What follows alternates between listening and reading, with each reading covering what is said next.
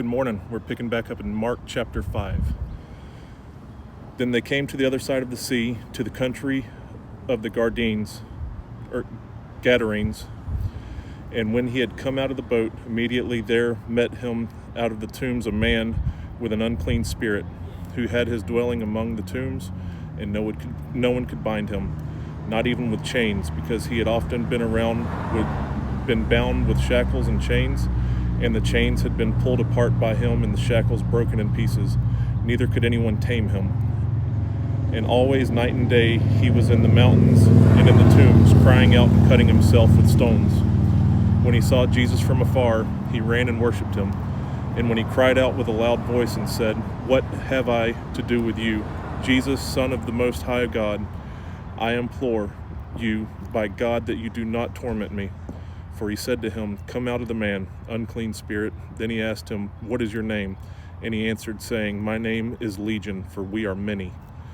Also he begged him earnestly that he would not send them out of the country. Now a large herd of swine was feeding there near the mountains, so all the demons begged him, saying, "Send us to the swine, that we may enter them."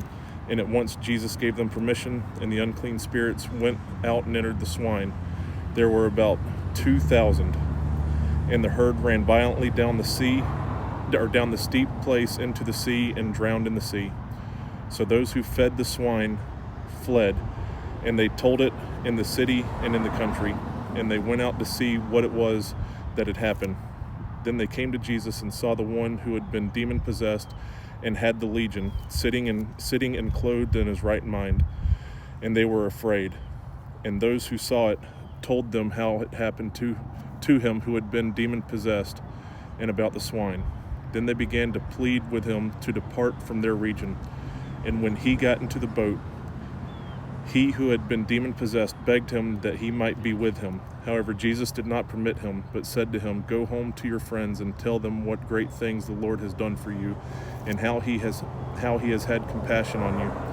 And he departed and began to proclaim in Decapolis all that Jesus had done for him, and all marveled. Now when Jesus had crossed over again by boat to the other side, a great multitude gathered to him, and he was by the sea. And behold, one of the rulers of the synagogue came, Jairus by name. And when he saw him, he fell at his feet and begged him earnestly, saying, "My little daughter lies at the point of death. Come and lay your hands on her, that she may be healed, and she will live." So Jesus went with him, and a great multitude followed him and thronged him. Now a certain woman had a flow of blood for 12 years, and had suffered many things from many physicians. She had spent all that she had, and was no better, but rather grew worse. When she heard about Jesus, she came behind him in the crowd and touched his garment, for she said, "If I only may touch his clothes, I shall be made well."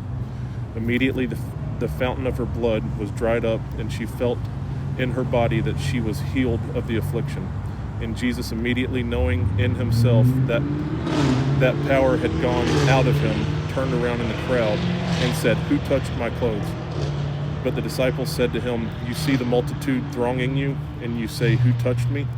And he looked around to see her who had done this thing.